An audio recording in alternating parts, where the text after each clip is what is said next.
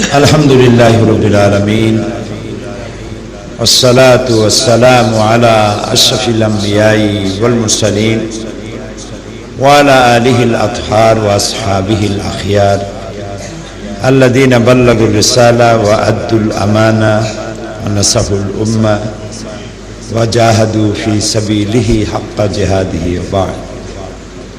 أعوذ بالله من الشيطان الرجيم. بسم الله الرحمن الرحيم.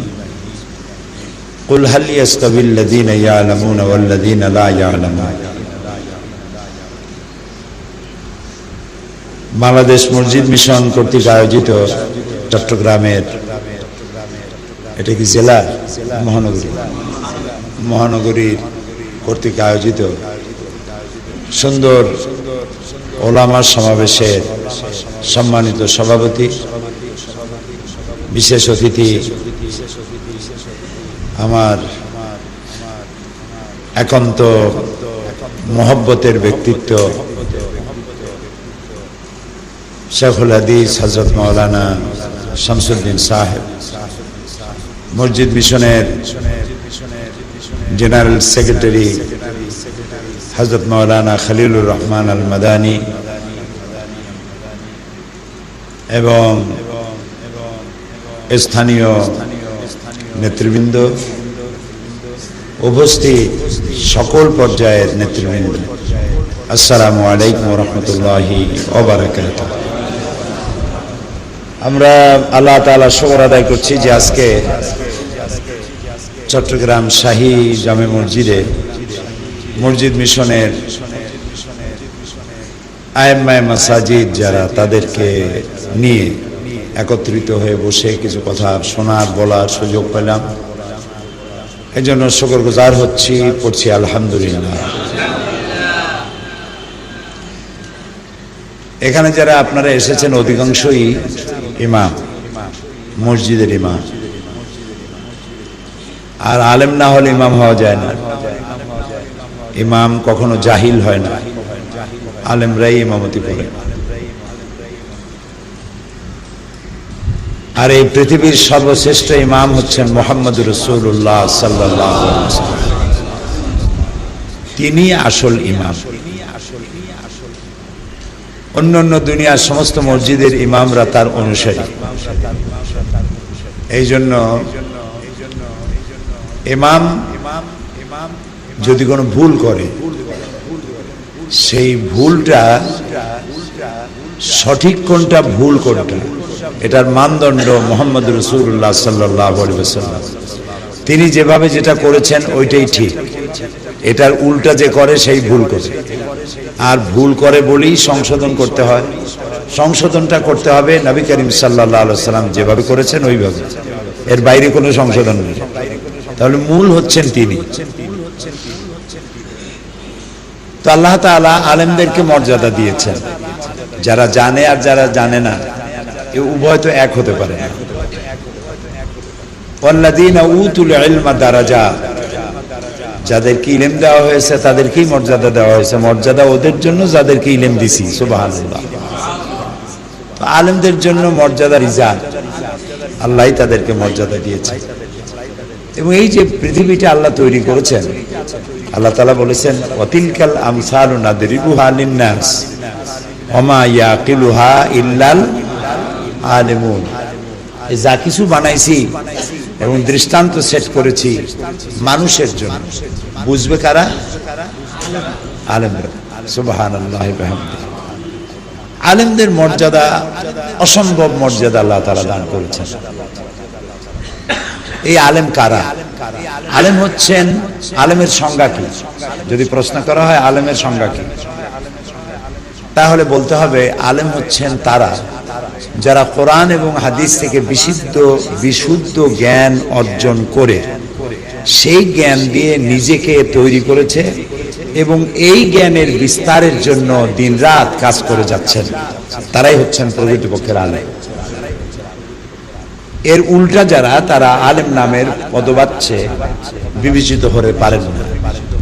ইলম অর্জন করেছে কিন্তু নিজে আমল করে না, প্রচারও করে না, অথবা এমন ইলম অর্জন করেছেন যেটা সহি নয়, যেটা বিশুদ্ধ নয়, এমন এমন কিতাবের রেফারেন্স দেয় যেসব কিতাবের মধ্যে কোরআন হাদিস সমর্থিত কথা নাই, কথা হলো অন্যদের।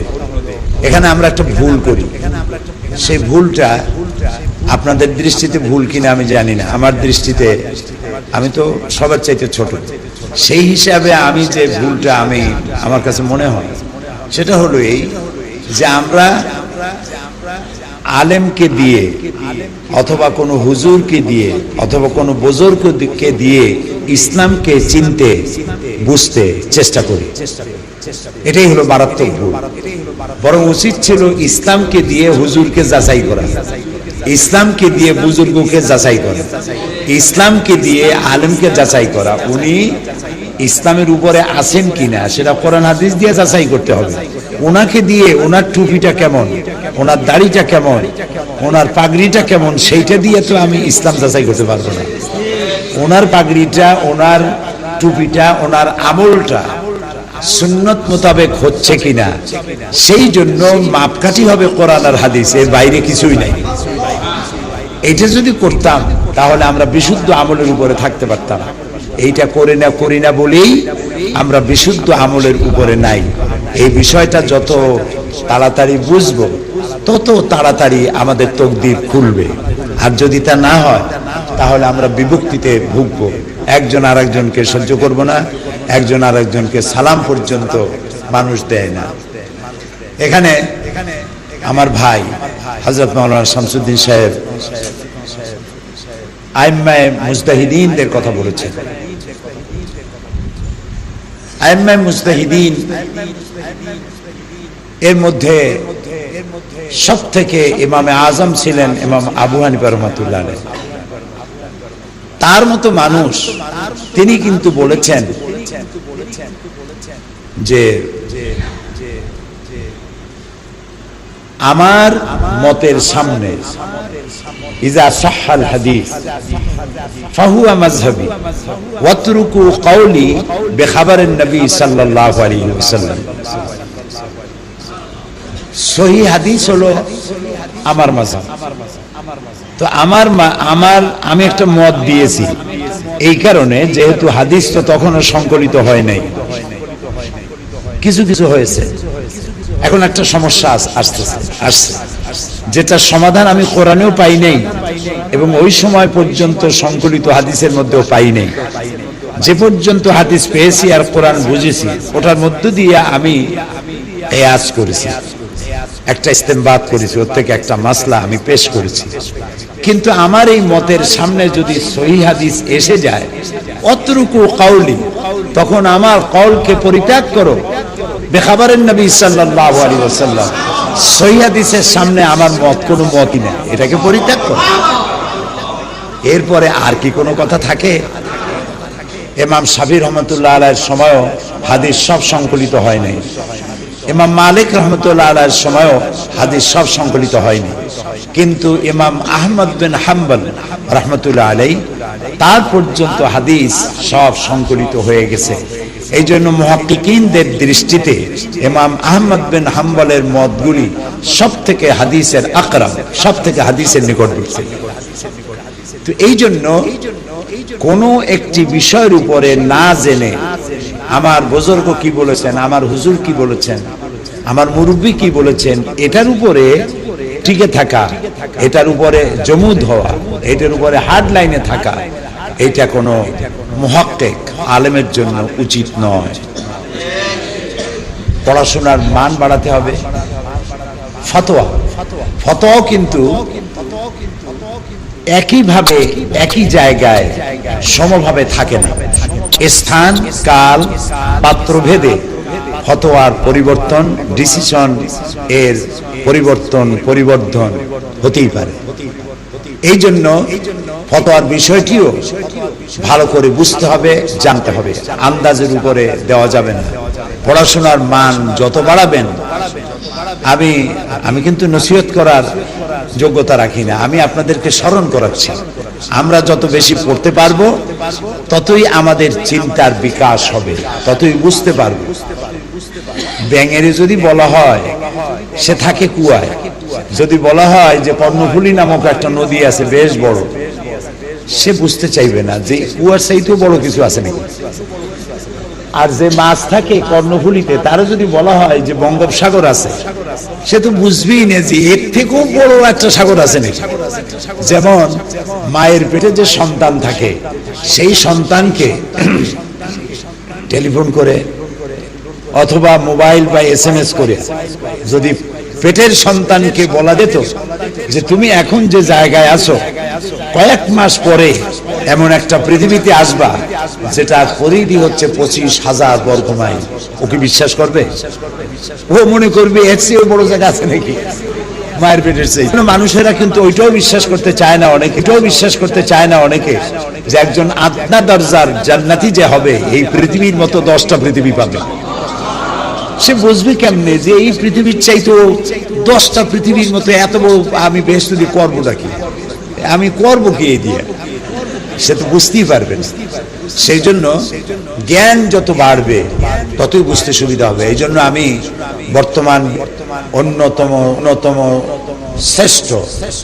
শ্রেষ্ঠতম উদার বড় আলেম মুফাক্কির ইসলাম আল্লামা ডক্টর ইউসুফ আল কারদাবি, তার লেখা বইগুলি বেশি বেশি পড়ার জন্য অনুরোধ করব।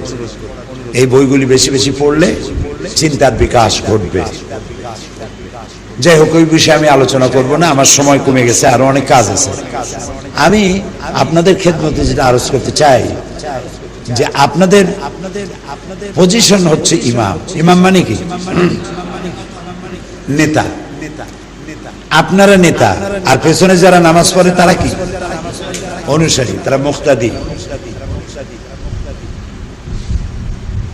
তো ইমাম, আপনি হচ্ছেন নেতা। রাজনৈতিক নেতা যত আছে বাংলাদেশে, তাদের যদি কোনো মিটিং করতে হয় তাহলে মাইক লাগাই দিতে হবে, পোস্টার দিতে হবে, হ্যান্ডবিল করতে হবে, তারপরে খাইতে দিতে হবে, কত যন্ত্রণা। কিন্তু আল্লাহ আপনারে এমন এক নেতা বানাইছে, খালি মুয়াজ্জিন একটু আল্লাহু আকবার বলবে, আর আপনার পিছনে যারা দাঁড়াবে কোনো মাইকিং ছাড়া, কোনো পোস্টার ছাড়া সব এসে হাজির হয়ে যাবে। প্রত্যেক রাজনৈতিক দলের নেতাদের একটা অফিস লাগবে, হয় কিনে অফিস বানাবে, না হয় ভাড়া দিতে হবে অফিসে। আপনারে আল্লাহ একটা অফিস দিছে, কোনো ভাড়া দেওয়া লাগে না। এটার নাম কি? মসজিদ। নেতারা বক্তৃতা করবে, বেকায়দার কথা বললে ভালো মতো যদি বলবে জিন্দাবাদ, আর যদি বেকায়দা কয় নিপাত যাক, ধ্বংস হোক। কিন্তু আপনি যখন মেম্বারে দাঁড়াবেন, মন্ত্রী হোক, প্রেসিডেন্ট হোক, কারো বাবার হিম্মত নাই, আপনি মেম্বারে দাঁড়ায় যখন খুতবা দিবেন, তখন কেউ কথা বলে। যদি কেউ কথা বলে, কথা বলা জায়েজ নাই। কেউ যদি তারে চুপ বলে, চুপ বলাও হারাম, চুপও বলতে পারবে না। এরকম একটা পজিশন যাদের আল্লাহ দিলেন, তারা সেই পজিশন বুঝলো না। যেমন হাতি, তার দেহটা বড়, কিন্তু চোখ দুইটা ছোট হওয়ার কারণে তার অবয়ব কত বড় সেটা বুঝতে পারলো না। সংকীর্ণতার কারণে অনেক ইমাম সাহেবরাই নিজের পজিশনকে অনুধাবন করতে পারেন না যে আল্লাহ তাআলা তাকে কত মর্যাদা দিয়েছেন। এজন্য মসজিদ হচ্ছে সমাজ পরিচালনা headquarter, head office. Nabi Karim সাল্লাল্লাহু আলাইহি ওয়াসাল্লাম মসজিদে নববীতে বসেই রোম, শাম, পারস্য বিজয়ের পরিকল্পনা করতেন। এখানে বসেই তিনি সৈন্য রিক্রুট করতেন, এখানে বসেই তিনি বিচার ফয়সালা করতেন, এখানে বসেই তিনি বিদেশি রাষ্ট্রদূত, রাষ্ট্রপ্রধানদের সঙ্গে কথাবার্তা বলতেন। এখানে যেমনি আল্লাহরে সেজদা দিতেন, ঠিক তেমনি আবার সমাজ পরিচালনা, রাষ্ট্র পরিচালনা ওখানে বসেই করতেন। এটি এখনো সে জায়গাগুলি চিহ্নিত হয়ে আছে। মসজিদে নববীতে নবী করিম সাল্লাল্লাহু আলাইহি ওয়াসাল্লাম কি কি কাজ করেছেন, সাহাবায়ে কেরাম কি কি করেছেন, এই সবগুলি সেখানে চিহ্নিত হয়ে আছে। আমরা আমাদের দেশের মসজিদে, কোন কোন মসজিদে আমি নিজে দেখেছি, আপনারা দেখছেন কিনা জানি না, লেখা আছে মসজিদের ভিতরে দুনিয়াবি কথা বলা জায়েজ নাই। কেউ যদি বলে 40 বছরের ইবাদত নষ্ট হয়ে যাবে। আল হাদিস কই পাইছে আমি জানি না, এখন যেই ছেলের বয়স 25 বছর, সে মসজিদে ঢুকে ওই হাদিস দেখে, এরপরে সে চিন্তা করলো বাপরে বাপ, এখন যদি আমি কথা কই তাহলে বয়স আমার 25 বছর, আগাম আরো 15 বছরের বদত নষ্ট হয়ে যাবে। সে তো জানলো না যে দুনিয়ার কথা কারে কয়। মসজিদে দুনিয়ার কথা বলা যাবে না, সেটা কি গাল গপ্প করা যাবে না। কিন্তু আমি আমার মেয়ে বিয়ে দিতে পারতেছি না টাকার অভাবে, এই কথা আমি বলতে পারবো না। মসজিদ তো মানুষের জন্য। আমার বউর অসুখ, আমার বাচ্চার অসুখ, আমি চিকিৎসা করাইতে পারি না, এ কথা আমি মসজিদে বলতে পারবো না। আমি এক জালিমের জুলমে অত্যাচারিত, আমার বাড়িঘর জুলুম করে নিয়ে যাচ্ছে, এ কথা আমি মসজিদে বলতে পারবো না।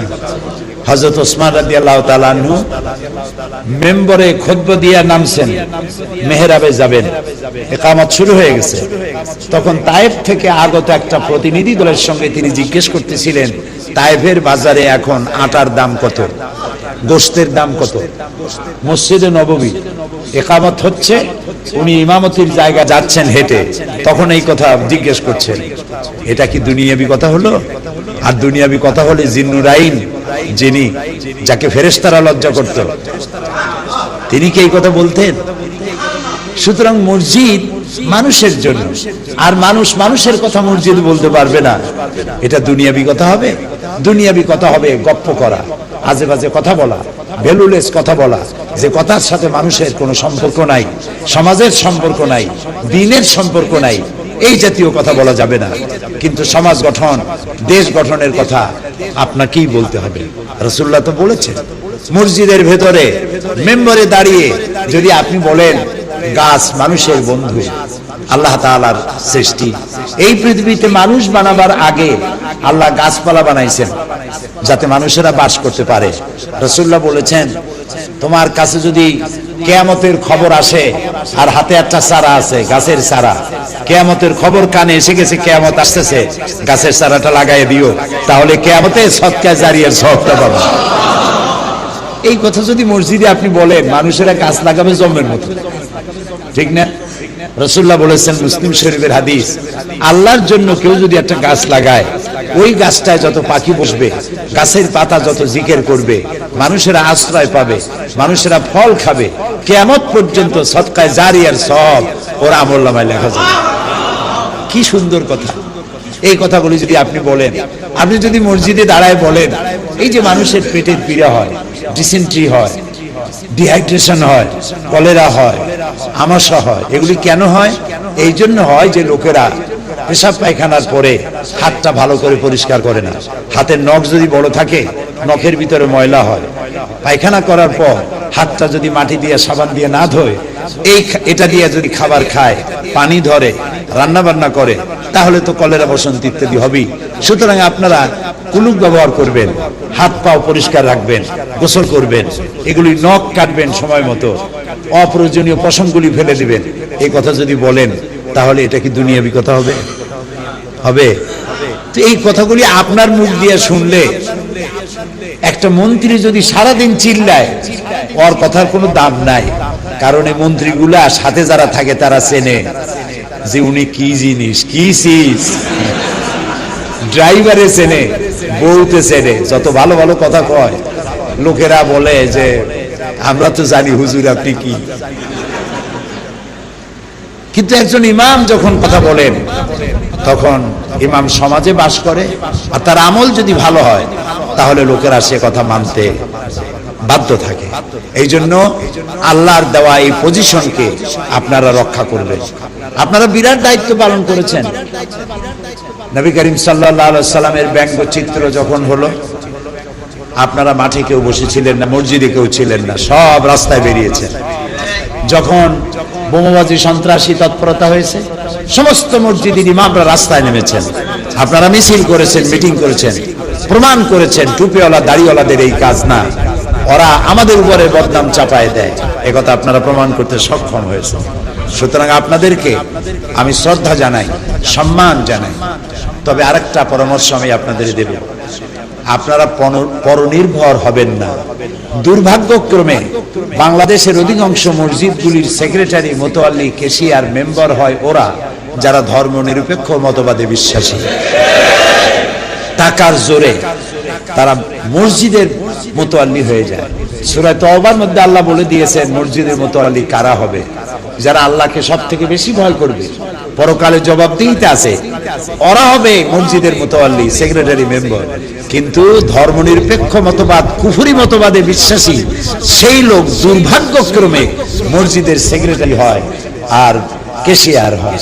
ইমাম যদি কোরআন হাদিস দিয়ে যদি সমাজ পরিবর্তনের কথা বলে, দেশের মানুষের কথা বলে, তাকে বলে দেওয়া হয় আগামীকাল মসজিদে আসবেন না। গাড়ির ড্রাইভার বাড়ির চাকরকেও বলে যে আগামী মাস থেকে তুমি আসবে না, আমি নতুন একজন রাখবো। কিন্তু এই লোকটাকে মসজিদের ইমামকে বলা হয় কালকের থেকে আর যেন দেখি না। ড্রাইভারের চাইতেও অধম ইমাম, বাড়ির কাজের মেয়ে লোকের চাইতেও অধম ইমাম, একটা ফাসিক, একটা ফুজ্জার, যে ব্যক্তি আল্লাহর আইন, ইসলামী আইনগুলিকে মানে না, সে ধর্মনিরপেক্ষতা বিশ্বাস করে, এরকম একটা ফাসিক, এরকম একটা বদকার, তার কথা ইমামের চাকরি যাবে। এই ধরনের জিল্লতি থেকে আপনারা কি বাঁচতে চান? বাঁচতে যদি চান তাহলে আমার দুটো পরামর্শ। এক নম্বর পরামর্শ হচ্ছে ইমামতি যেন আপনার মসজিদের ইমামত, এটা যেন আপনার পেশা না হয়। এটি আপনার একটা কাজ, আল্লাহ একটা দায়িত্ব দিয়েছে, মসজিদ থেকে আপনাকে কিছু পারিশ্রমিক, কিছু সম্মানী ভাতা আপনাকে দেবে, কিন্তু এটার উপরেই যেন আপনার রুজি রুটি নির্ভর না থাকে। ছোট্ট একটি ব্যবসা করলেও আপনি একটা ব্যবসা করবেন। আপনি কি আমাকে বলতে পারবেন একজন নবীর নাম, যে নবী উম্মতের হাদিয়ার উপরে নির্ভরশীল ছিলেন? বলেন। উম্মতেরা যেদিন খাবার দিত না, নবী তার বাচ্চা নিয়ে না খেয়ে থাকতেন, উম্মতের পয়সা নিয়ে পকেট ভরতেন। একজন নবীর নাম বলেন না। সমস্ত নবী কাজ করেছেন। ইদ্রিস আলাইহিস সালাম জামা কাপড় সেলাই করেছেন, দাউদ আলাইহিস সালাম অস্ত্র নির্মাণ করেছেন, লোহার বিভিন্ন জিনিস তৈরি করেছেন, ওই দিয়ে রুজি কামাইছেন। আদম আলাইহিস সালাম কৃষি কাজ করেছেন। নবী করিম সাল্লাল্লাহু আলাইহি ওয়াসাল্লাম ছাগল চড়াইছেন। নবী করিম সাল্লাল্লাহু আলাইহি ওয়াসাল্লাম বলেছেন ছাগল চড়াইয়া বেতন নিতাম। মুসা আলাইহিস সালাম ছাগল চড়াইছেন, তার দ্বারা বেতন নিয়েছেন। নবী করিম সাল্লাল্লাহু আলাইহি ওয়াসাল্লাম ব্যবসা করেছেন। হযরত খাদিজা রাদিয়াল্লাহু তাআলা আনহার মাল বহন করে কোথায় সিরিয়া কত দূর গেছেন, ব্যবসা বাণিজ্য করেছেন, তা দিয়ে সম্মানী ভাতা পেয়েছেন। একজন নবীও উম্মতের হাদিয়ার উপরে নির্ভরশীল ছিলেন না, প্রত্যেক নবী কাজ করে খেয়েছেন। আর তাই নবী করিম সাল্লাল্লাহু আলাইহি ওয়াসাল্লাম বলেছেন আল কাসিব ও হাবিবুল্লাহ, নিজ হাতে কামাই করে যারা খায় ওরা আল্লাহর বন্ধু। রাসূলুল্লাহ বলেছেন এই হাতের দাম নাই, এই হাতের ফজিলত বেশি। এটা মানে কি? সাওয়া সাওয়া, আর এটার নাম দেওয়া। এই হাতের দাম নাই, আমরা তো এইটাই বেশি করি। রাগ করতেছেন? এইটাই বেশি করি, এইটা করা উচিত। এটা কেমনে করবেন? আপনি তো বেতন পান কম, কেমনে করবেন? সেই জন্য আপনাকে কাজ করতে হবে, ব্যবসা করতে হবে। আমি ইরান সফর করেছি, একজন আলেম আমি পাই নাই, এমন একটা আয়াতুল্লাহ পাই নাই, সেখানে তো আয়াতুল্লাহ বড়, এমন একটা আয়াতুল্লাহ পাই নাই যার একটা চীনাবাদামেরও দোকান নেই। কিছু না কিছু ব্যবসা আছে, সকলে, প্রত্যেক আলেমের ব্যবসা আছে। তাই আমেরিকার মতো এত বড় বিরাট শক্তির বিরুদ্ধে তারা লড়াই করতে সক্ষম হয়েছে। আমার মসজিদের চাকরি থাকলো না তো আমার বইই গেল। আমি তোর চাকরি এবং তোর বেতনের পরও আমি করি না, আমি কামাই করে খাই। যেদিন আপনার কথায় বাধা আসবে, আসসালামু আলাইকুম, আসবো না তোমার মসজিদে, নামাজ পড়তে আসবো, আমার ইমামতির দরকার নাই, তোমার পয়সা দিয়ে আমার পেট চলে না, আমি কাজ করে খাই, আলহামদুলিল্লাহ। সেই জন্য যে ব্যবসা আপনার পছন্দ, কোন না কোন ব্যবসা আপনি করবেন। আল্লাহ তাআলা তৌফিক দান করুন। এবং ব্যবসায় আল্লাহ দারুণ বরকত দিয়েছে, দারুণ বরকত ব্যবসায়। করে দেখেন কত ব্যবসা পাবেন। আমি নিজে পাই তো, আমিও একজন ব্যবসায়ী। আমি ব্যবসায়ী কি বলবো? আমি লেখক, বই লিখি। 53খানা বই বেরিয়েছে পর্যন্ত, আলহামদুলিল্লাহ। আল্লাহর মেহেরবানি, বই মানুষের জন্মের কেনা কিনে। আর এটা ঠিক যে আমি ইলম কালাম যোগ্যতা তেমন কিছু নাই, আল্লাহ দয়া করে মানুষের দিলের মধ্যে একটু মহব্বতের জায়গা পয়দা করে দিয়েছে। আমি দেখেছি, মানুষ তো দেখলে বোঝা যায় লেখাপড়া জানে কি জানে না, বইগুলো কিনে নিয়ে লেখাপড়া জানে না, মূর্খ, জামা কাপড় ছেঁড়া। এই বইটা আমি লিখছি শুনিয়া বইটা কিনে এত চুমা দিয়ে নিয়ে যাবো, মাহবুদের মেহেরবানি। ও মহব্বত করে কিনলো, আমি কিছু পয়সা পাইলাম। তো এই দিয়ে আমার সংসার চলে, আমার বাড়ি চলে, আমার আত্মীয় স্বজন রে, মেহমানদের যারে যা দিতে পারি দিই। কোনো মাহফিলের উপরে নির্ভর করে আমি জীবনেও চলিনি, এর কোনো রেকর্ড নাই। এক সময় কথা উঠলো যে 10,000 টাকা কমে যায় না। তা আমি বললাম যে আপনি শুনছেন কার কাছে? আপনি শুনছেন, আপনি দেখছেন? কয় না আমি দেখিনি। কে বলছে? অমুকে বলছে। আমরা তারে জিজ্ঞেস করেন, সে কয় যে অমুকের কাছে শুনছি। তো তারে জিজ্ঞেস করেন, সে কয় অমুকের কাছে শুনছি। তা আমি বলছি মূল ব্যক্তিরে কেউ পাবেন না, মূল ব্যক্তি হলো শয়তান। যাতে লোকেরা আমাদের কাছে না আসে, সেই জন্যই বদনামটা ছড়ায় বেড়ায়। জিন্দিগিতে কোনো চুক্তি করি নাই, দিলেও কথা কই নাই, না দিলেও কথা কই নাই, আলহামদুলিল্লাহ। কারণ আমার রিস্কের মালিক তো তিনি। আল্লাহ যদি কুত্তারে খাওয়ায়, শুয়ারেরে খাওয়ায়, আমি তো কুত্তা না, শুয়ার না, আমি তো তার বানানো মানুষ। তিনি আমাকে খেতে দিবেন না কেন? ওমা মিন দাব্বাতিন ফিল আরদি ইল্লা আলাল্লাহি রিজকুহা। কানতে পারেন না? রাত্রি বেলায়, গভীর রাত্রে এক গাল না ভিজাইয়া সেজদা দিয়া যায় নামাজ ভিজান আর বলেন আল্লাহ কুত্তারে খাওয়াও, পিঁপড়ারে খাওয়াও, আমি তো তোমার মানুষ, আমাকে রুজিতে কষ্ট দিও না, আমার বিবি বাল বাচ্চারে রুজিতে কষ্ট দিও না। আল্লাহ তাআলা রিজকের দুয়ার খুলে দেবেন, মর্যাদার দুয়ার খুলে দিবেন। সেই জন্য পরনির্ভরশীল হবেন।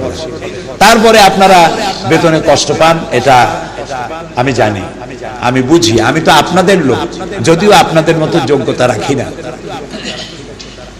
আমি আপনাদেরকে ভালোবাসি।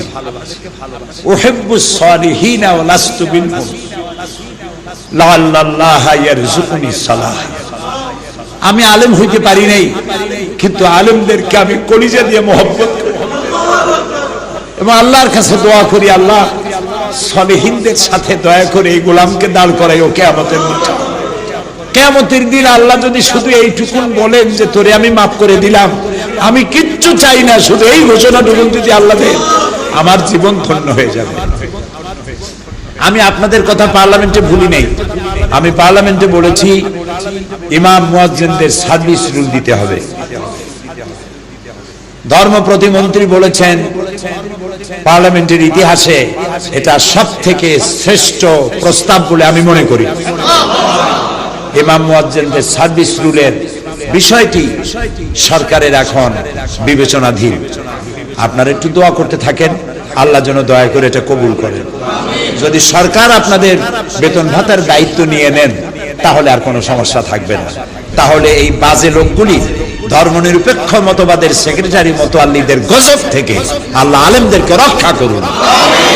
আমি এদেরকে গজব মনে করি, যেসব মসজিদের সেক্রেটারি মোতাল্লি ধর্মনিরপেক্ষ মতবাদী বিশ্বাসী, এরা আল্লাহর লানত, আল্লাহর গজব। এই গজব থেকে গোটা জাতিকে আল্লাহ তাআলা হেফাজত করে। আমি আর তেমন কিছু বলবো না। আমি আপনাদেরকে আরেকটি কথা বলি শেষ করব। সেটা হলো, আপনারা মসজিদে খুতবা দেন। খুতবা নাম, খুতবা আরবি, বাংলা হলো বক্তৃতা। এই বক্তৃতাটা সময় উপযোগী দেবেন। সময় উপযোগী বক্তব্যের একটা খুতবা মসজিদ মিশন বের করেছে। আমি এটা পড়ছি, আমার কাছে খুব পছন্দ হয়েছে। ওটা আছে না এখনো?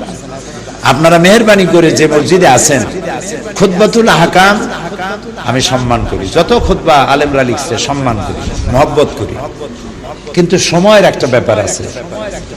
এই সময়ের উপরে নির্ভর করে যে সমস্ত খুতবা দেওয়া উচিত, এইডস এর বিরুদ্ধে খুতবা দেওয়া দরকার, রোগ ব্যাধির বিরুদ্ধে, পশুপালনের পক্ষে, বৃক্ষরোপণের পক্ষে, মানুষকে ভালোবাসার পক্ষে, নারীর অধিকারের পক্ষে, খুতবা দেওয়া প্রয়োজন।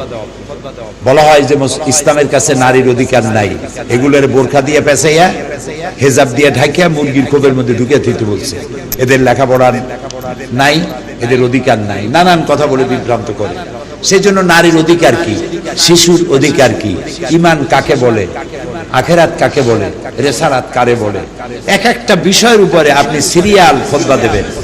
শেষে গিয়ে বলবেন আজকে এই বিষয় শেষ করতে পারলাম না, আগামী জুমায় এটা আমি আরো বিস্তারিত বলবো। প্রয়োজনে 2 সপ্তাহ 3 সপ্তাহ 4 জুমা এক একটা বিষয়ের উপরে আলোচনা করবেন। আপনার এই আলোচনা মানুষের চিন্তার দিগন্তকে খুলে দেবে। বিষয়ভিত্তিক আলোচনা করবেন, আপনার খুতবা দিয়ে মানুষ উপকৃত হবে। সেই পুরানো খুতবাগুলি বলা, খাকান এমনি খাকান করা, এগুলি বাদ দিয়ে দিতে হবে। এখন নতুন নতুন খুতবা দিবেন, আলোচনা করবেন, গ্রহণযোগ্য আলোচনা।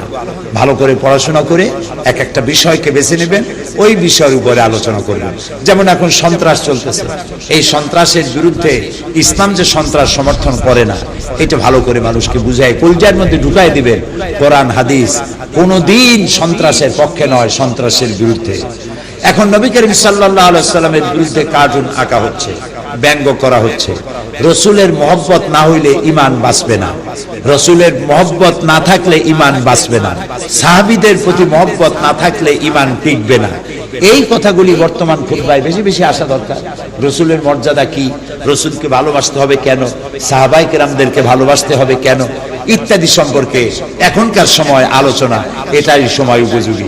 আপনি যদি এই মাঘ মাসে যদি 34 মাসের ওয়াজ করেন, আছেন একটা গল্প, তাহলে বিপদে পড়বেন, খাতা টাতা পাবেন না, একেবারে শীতে রাত্রে কামসারা হয়ে যাবে।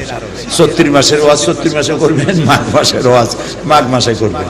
যখন যেটা দরকার সময় উপযোগী কথা বলবেন এবং পড়াশোনা করবেন। আল্লাহ তাআলা আপনাদের প্রতি রহম করুন। আর সব থেকে বড় কথা, কোরআন দিয়ে ওয়াজ করার চাইতে বড় ওয়াজের কিতাব পৃথিবীতে আর নাই। আর এই কোরআন জন্য তাফহিমুল কোরআন আল্লাহর এক নিয়ামত এই যুগের জন্য। মুমিন তো সেই ব্যক্তি যে নিজের জন্য যা পছন্দ করে অন্যের জন্য তাই পছন্দ করে। আমি তাফহিমুল কোরআনকে, আমার কাছে অন্তত 30 কি 32টা তাফসীর আছে আলহামদুলিল্লাহ। 15 খণ্ড, 20 খণ্ড, 30 খণ্ড, 30-35টা তাফসীর আছে আমার কাছে। তো আমার কাছে সব থেকে বেশি সরে সদর হয় যখন তাফহিমুল কোরআন পড়ি। সাহেবে তাফহিমুল কোরআনকে আল্লাহ জান্নাতুল ফেরদাউসের মেহমান বানান। কোরআন শরীফে এত সুন্দর করে তিনি বুঝাইছেন, যে যা বলে বলুক গিয়ে, আপনার দরকার নেই। আপনি তাফহিমুল কোরআন কিনবেন আর পড়বেন, রাসাইল মাসাইল কিনবেন, সমস্ত প্রশ্নের আধুনিক জবাব দিতে আপনি সক্ষম হবেন। আল্লামা ইউসুফ আল কারজাবির লেখা বইগুলি পড়বেন, সব প্রশ্নের জবাব দিতে আপনি সক্ষম হবেন, নিজেও বুঝবেন, অন্যদেরও বুঝাইতে পারবেন। আর ইসলাম হলো একটি জীবন ব্যবস্থা, একটি আন্দোলন। এই আন্দোলনকে গোটা জাতিকে সম্পৃক্ত করার জন্য, নিজেও সম্পৃক্ত হওয়ার জন্য চেষ্টা করবেন। আমি এলোমেলো কিছু কথা বললাম, কি বললাম জানি না। আল্লাহ যেন আমারও আমল করার তৌফিক দেন, আপনাদেরকেও আমল করার তৌফিক দেন। হাযা মা ইনদি ওয়াল ইলমু ইনদাল্লাহ। আমি আপনাদের সকলের সুস্বাস্থ্য এবং দীর্ঘ জীবন কামনা করে এখানেই শেষ করছি। আসসালামু আলাইকুম ওয়া রাহমাতুল্লাহ। সুবহানাকা আল্লাহুম্মা বিহামদিকা নাস্তাগফিরুকা ওয়া নাতুবু ইলাইক। রব্বানা যালামনা আনফুসানা ওয়া ইন লাম তাগফির লানা ওয়া তারহামনা লানাকুনান্না মিনাল খাসিরিন। আল্লাহ তাআলা আমাদের সকলের জীবনের গুনাহ খাতাকে মাফ করে দাও। আমাদের মা বাপ মুরব্বী যারা কবরে শুয়ে আছে তাদেরকে ক্ষমা করে দাও।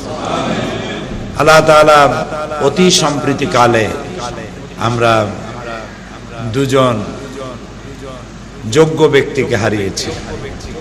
একজন হযরত মাওলানা আবুল কাসেম মোহাম্মদ সিফাতুল্লাহ, আর একজন জমিয়তুল মুদারিসিনের সভাপতি, প্রাক্তন ধর্মমন্ত্রী মাওলানা আব্দুল মান্নান সাহেব। আল্লাহ উভয়কে তাদেরকে জান্নাত নসিব করে দাও, তাদের জীবনের সাইয়াতগুলি হাসানাত দিয়ে বদলায় দাও। আল্লাহ তাদের নেক আমালগুলি মঞ্জুর করে তাদেরকে জান্নাতের মেহমান বানাও।